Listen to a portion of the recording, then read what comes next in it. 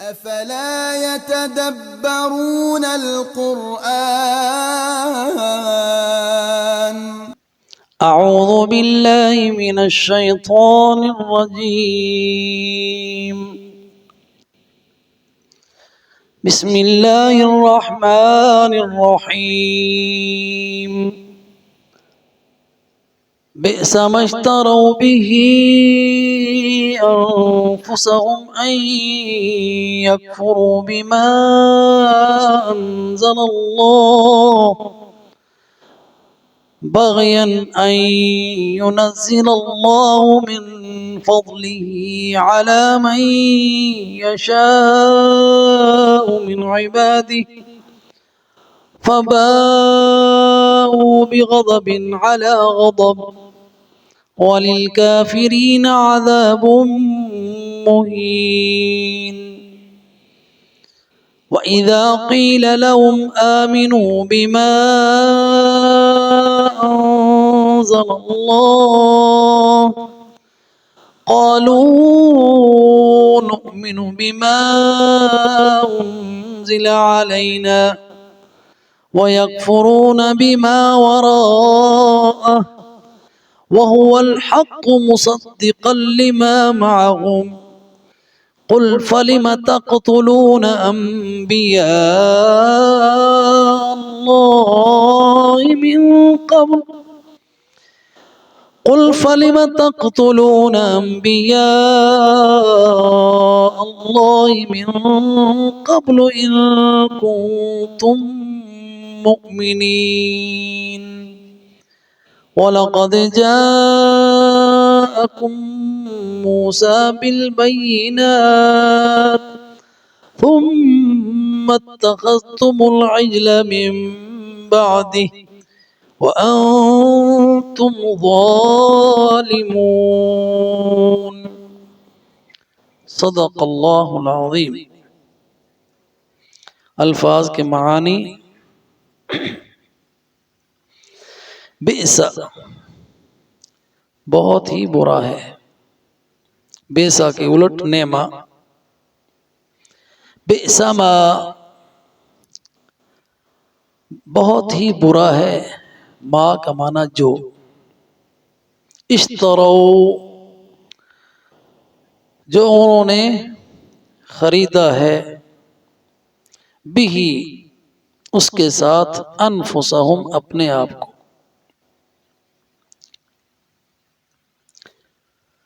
ان یکفروا کہ وہ کفر کریں، بما انزل اللہ ساتھ اس کے جو نازل کیا اللہ نے، بغین حسد کے طور پر. ان ینزل اللہ من فضلہ کہ اللہ نازل کرے اپنے فضل سے، علی من یشاء جس پر وہ چاہے، من عبادہ اپنے بندوں میں سے. فباؤوا بغضب پس لوٹے وہ غضب کے ساتھ، علی غضب غضب کے اوپر. وللکافرین اور کافروں کے لیے، عذاب مہین عذاب ہے ذلت والا، ذلیل کرنے والا. مہین اہانت سے لفظ ہے. ان آیات کو ہم ذرا تفصیل سے سمجھنے کی کوشش کرتے ہیں. وباللہ تعالی التوفیق. بئس ما اشتروا به انفسهم. بئس اور نعمہ دو الفاظ ہیں، عربی زبان میں استعمال ہوتے ہیں، اور دونوں فعل ماضی ہیں. بئس جو ہے مذمت کے لیے ہوتا ہے، بہت ہی برا، اور اس کے الٹ نعمہ بہت ہی اچھا، مدح کے لیے استعمال ہوتا ہے. تو یہ مذمت کرتے ہوئے یہ لفظ استعمال کیا گیا، بئس ما اشتروا به بہت ہی برا ہے جو انہوں نے اپنے لیے اختیار کیا کہ انہوں نے جو چیز خریدی اپنے لیے کہ باطل لے لیا، حق دے دیا، کفر لے لیا، ایمان بیچ دیا۔ تو یہ ان کی تجارت، اس کو اشتروا سے ماضی کے صیغے کے ساتھ، خرید و فروخت کے ساتھ اس کو تشبیہ دی گئی۔ یہ مانوی چیزیں ہیں ایمان اور کفر، اور ان کو ذہن کے قریب کرنے کے لیے بطور تشبیہ یہ لفظ آیا خرید و فروخت، کہ انسان کوئی چیز دے رہا ہے اور کوئی چیز لے رہا ہے، جیسے لین دین میں ہوتا ہے، انسان پیسے دیتا ہے، کوئی چیز خریدتا ہے۔ تو انہوں نے بہت ہی اچھی چیز دے دی، بہت ہی بری چیز لے لی، بئس ما اشتروا بھی، ان کی یہ تجارت بہت بری، کہ اس سے بڑھ کر کیا خسارے کا سودا ہوگا کہ انہوں نے جو ایمان، جو دولت تھی، ایمان دولت ہے، اور یہ وہ دولت ہے جس سے انسان جنت لیتا ہے، وہ دے دی انہوں نے ایمان، اور اس کے بدلے میں وہ لے لیا کفر، جس کے نتیجے میں انسان جہنم میں جاتا ہے۔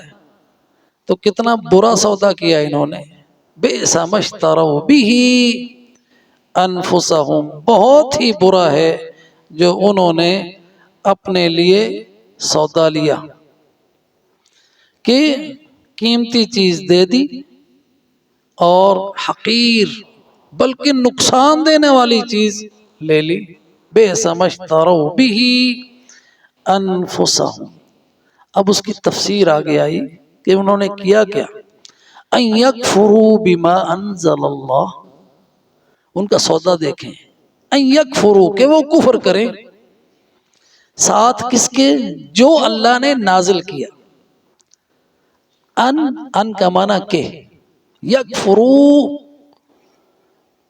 کفر کریں، کہ کفر کیا، ان یکفروا بی معنی کے ساتھ، ما میں نے جو، کہ کفر کیا ساتھ اس کے جو انزل اللہ، اللہ نے اتارا،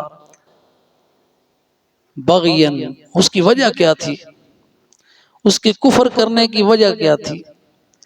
اور اس سے پہلے کہ ہم اس کو وجہ بیان کریں، اللہ تعالیٰ نے ان یکفروا مضارع کا صیغہ آیا، کہ یہ جو پہلے اشتروا میں ماضی کا صیغہ ہے، اور روزانہ ہم آپ کو یہ چیزیں بتاتے ہیں تاکہ آپ کے ذہن نشین ہو جائیں کہ یہ بلاغہ ہے قرآن کا، ایک ایک حرف لانے میں حکمت ہے، اور اس میں اللہ سبحانہ و تعالی، یہ اس لیے یہ کلام موجز ہے کہ ایسی بات چھوٹی سے اشارے میں کر دی جاتی ہے کہ انسان پوری زندگی لگا رہے، کتابیں لکھتا رہے، وہ چیز بیان ہی نہیں ہوتی۔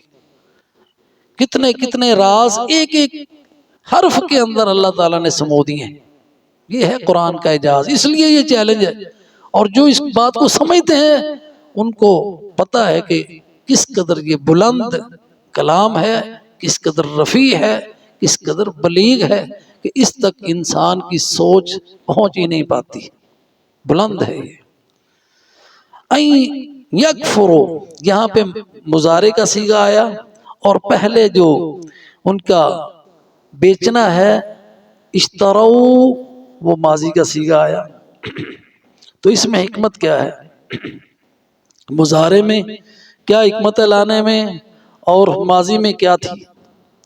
جو ماضی کا صیغہ ہے کہ وہ قرآن کے ساتھ کفر کر چکے، اس کے نازل ہونے سے پہلے سے کافر ہو گئے، اور اپنے آپ کو وہ بیچ چکے، انہوں نے ایمان اپنے بیچ دیے اور کفر انہوں نے لے لیا۔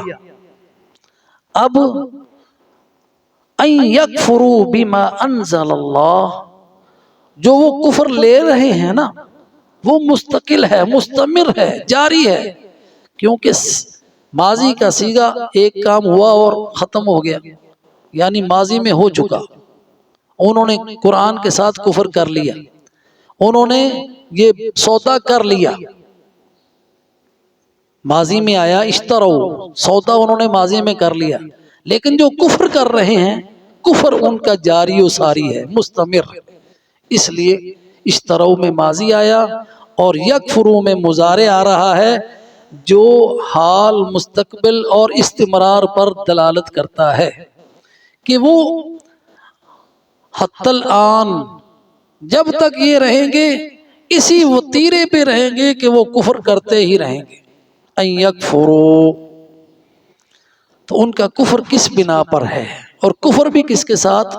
جو اللہ نے اتارا ہے۔ یہاں پہ تصدیق بھی ہے کہ یہ کلام جو ہے یہ اللہ کا اتارا ہوا نازل کردہ کلام ہے۔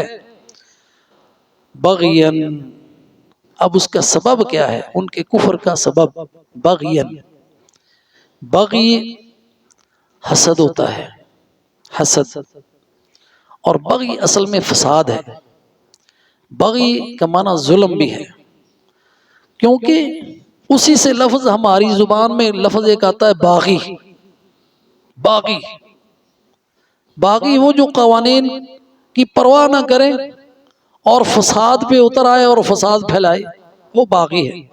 قوانین کا احترام نہ کرے، میں نہیں مانتا، میں نہیں مانتا، میں نہیں مانتا، تو وہ باغی ہے۔ تو اس لیے انہوں نے یہی وتیرہ اختیار کیا، ہم نہیں مانتے، قرآن کو ہم نہیں مانتے، رسول کو ہم نہیں مانتے، جو دین یہ لایا ہے ہم نہیں مانتے، بغین۔ اور یہ ان کا جو وتیرہ تھا، اس کے اندر جڑ اس کی کیا ہے؟ وہ بغی ہے، وہ فساد ہے، وہ حسد ہے۔ حسد، بغین، یہ ساری ایک لفظ قرآن کا یہ کتنے معانی پہ دلالت کرتا ہے؟ یہ سارے کے سارے اسباب ہیں ان کے کفر کے، اور ہمیں اس لیے بتائے جا رہے ہیں کہ اس بغی سے محفوظ رہیں۔ بہت بڑی بیماری ہے حسد کی، اور انسان سب سے زیادہ نقصان اپنا کرتا ہے۔ جس کے ساتھ حسد کر رہا ہے اس کا تو نقصان کرتا ہے، اس پر بھی وہ ظلم کر رہا ہے، لیکن اس سے زیادہ نقصان حاسد اپنا کرتا ہے کہ اپنے آپ کو کڑتا ہے، اور اس کی تمنا اور آرزو یہ ہوتی ہے کہ اگر یہ چیز اس کو ملی ہے، مجھے چاہے ملے نہ ملے، اس کے پاس بھی نہ رہے۔ یہ حسد ہے۔ جیسے کہ کسی کی فصل بہت اچھی ہو گئی، دانے زیادہ ہو گئے، اب حسد کی بنا پہ کیا جی، انہوں نے کھلواڑ کو ہی آگ لگا دی، کھلیان جلا دیا۔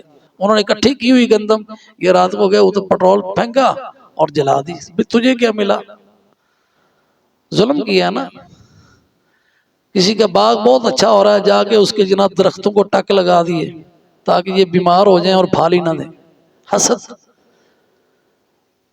تو یہ حاسد کا یہ معاملہ ہوتا ہے۔ کسی کی دکان بہت چل رہی ہے، حسد آیا، کسی وقت موقع پایا، رات کو جا کے پٹرول چھڑک کے آگ لگا دی، فیکٹری میں آگ لگا دی۔ بہت ساری جو ہمارے اس طرح کے واقعات ہوتے ہیں معاشرے کے اندر، وہ حسد کی آگ ہی ہوتی ہے، اور جو آگ کی صورت میں وہ جلاتے ہیں، اور کوئی نہ کوئی اس طرح کے جو ہے نا مناظر ہمیں نظر آتے ہیں معاشرے کے اندر۔ تو ان کی وجہ حسدن بغین، وہ حسد تھا۔ بغین اور حسد کس بنا پر؟ ان ينزل اللہ، کہ اللہ نازل کرے، من فضلہ، اپنے فضل سے، علی من یشاء، جس پر وہ چاہے، من عبادہ، اپنے بندوں پر۔ اور یہ حسد ان کا نبی صلی اللہ علیہ وسلم کی ذات سے تھا، اس کا ذکر نہیں کیا گیا کیونکہ وہ معلوم ہے۔ یہ بھی قرآن کا اعجاز ہے کہ جو بات پتہ ہو، سیاق سے معلوم ہو رہی ہو، قرآن اس کا ذکر نہیں کرتا، یہ لوگوں کی سمجھ پہ چھوڑ دیا جاتا ہے۔ حسد انہوں نے یہ کیا کہ اللہ نازل کرے اپنے بندے پر اپنے فضل سے، اور یہ ان کا حقد، یہ ان کی ناپسندیدگی اس وجہ سے تھی کہ وہ سمجھتے تھے کہ نبوت تو ہمارے گھر کی ہے، رسالت ہمارے گھر کی لونڈی ہے، ہمارے سوا کہیں اور جا ہی نہیں سکتی، ہم سے افضل دنیا میں کوئی ہے ہی نہیں۔ نحن ابناء اللہ وحباؤہ، ہم ہیں اللہ کے بیٹے، ہم ہیں اللہ کے پیارے۔ باقی ساری مخلوق یوں تو جانوروں کی طرح ہے، اگر ہم ان کو قتل بھی کر رہے ہیں تو ہمیں تو قیامت کے دن پوچھا بھی نہیں جائے گا۔ اس وجہ سے یہودی سب سے بڑا ظالم ہے۔ تو اب یہ کیا ہوا؟ یہ تو ہمارے فیملی میں سے نہیں، ہمارے خاندان سے نہیں، ہمارے قبیلے سے نہیں، یہ ادھر سے آ گیا۔ یہ حسد تھا ان کا۔ اور جب اس سے پہلے آیت گزری نا، وہ مشرکین کے اوپر کہتے تھے ہم تم پر فتح یاب ہوں گے، اور اللہ سے فتح مانگتے تھے کہ اللہ وہ رسول بھیج جس کی قیادت میں ہم ان کافروں کے ساتھ لڑیں، اور کافروں کو کہتے تھے ہم تمہارے ساتھ لڑیں گے، رسول آنے والا ہے، اس کی قیادت میں تمہارے ساتھ جنگ کریں گے اور ہم فتح یاب ہو جائیں گے۔ جب وہ آ گیا، جو ہم نے کل آیتیں یہ پڑھی، پہچان بھی لیا کہ یہ وہی ہے جس کا ذکر ہماری کتابوں میں ہے، پھر مانا کیوں نہیں؟ بغین، حسد کی بنا پر، کہ یہ کیا ہوا، اللہ جس پر چاہے اپنا فضل کر دے، ہم پر ہونا چاہیے تھا، ان پر کیوں ہوا ہے؟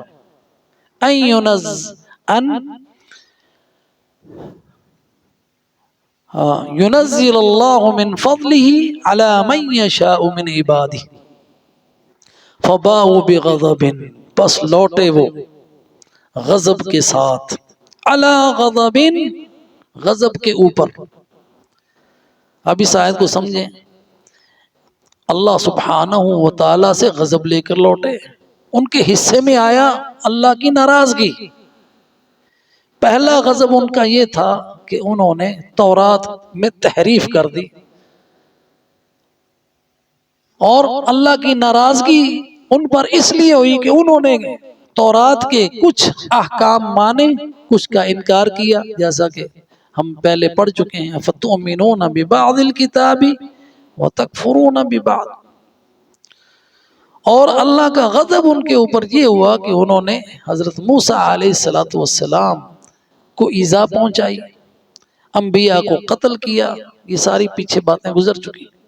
اور اب اس کے اوپر اور غضب اس لیے ہوا کہ انہوں نے محمد الرسول اللہ صلی اللہ علیہ وسلم کے ساتھ کفر کیا، قرآن کے ساتھ کفر کیا۔ تو یہ فباؤوا بغضب علی غضب، یہ غضب کے اوپر ان کے غضب ہوا۔ اور اس میں مختلف اقوال ہیں غضب کی تشریح میں۔ تو یہ سارے کے سارے اسباب اللہ سبحانہ و تعالی کی ناراضگی کا باعث بنے، اور اب ان کے لیے اس غضب کا نتیجہ کیا ہے؟ وَلِلْكَافِرِينَ عَذَابٌ مُّهِينٌ، اللہ کافروں کے لیے جو عذاب ہے، وَلِلْكَافِرِينَ، اور کافروں کے لیے عذاب ہے مہین، ذلیل کرنے والا، اہانت امیز۔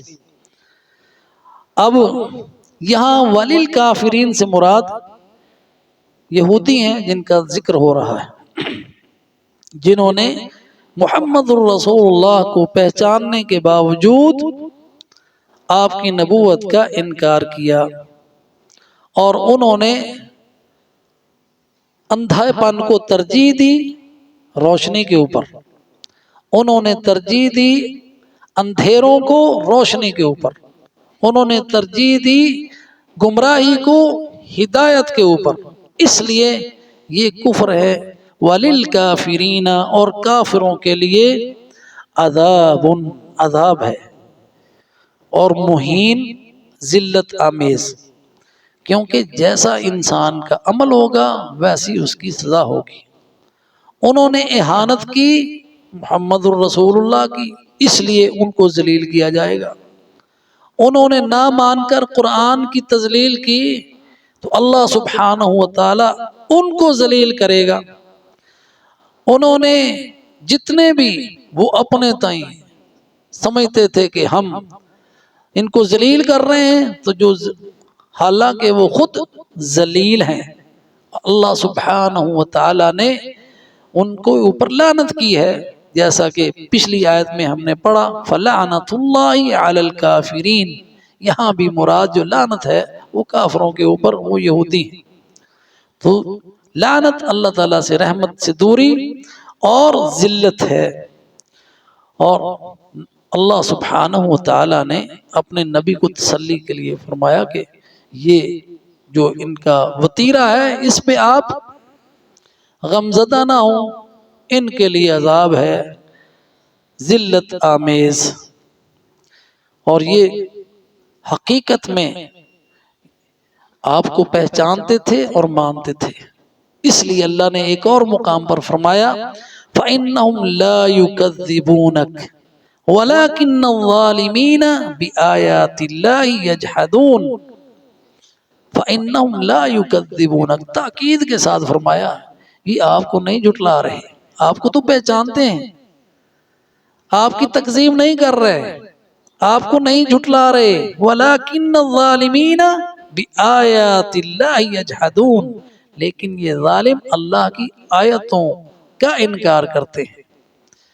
تو وہ یہود کی یہ سارا سلسلہ ان کا بیان ہو رہا ہے، آگے بھی ان کی باتیں بیان ہوں گی۔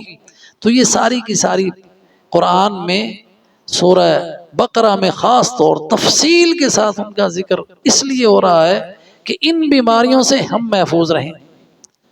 اب اس آیات سے جو ہمیں سبق ملتا ہے وہ یہ کہ حق کا انکار کرنے کی مین اور بنیادی وجہ جو عام لوگوں میں زیادہ تر پائی جاتی ہے وہ ہے بغین، حسد، بغین حسد، اور دوسرا معنی بغین کا سرکشی۔ اور انہی آیات میں ہم نے یہ بھی دیکھا کہ ان کی گمراہی کا سبب نفسانی خواہشات کی پیروی تھی کہ یہ بات یہ مجھے میچ نہیں کرتی، یہ مجھے سوٹ نہیں کرتی، یہ میری مرضی کے مطابق نہیں ہے۔ تو انسان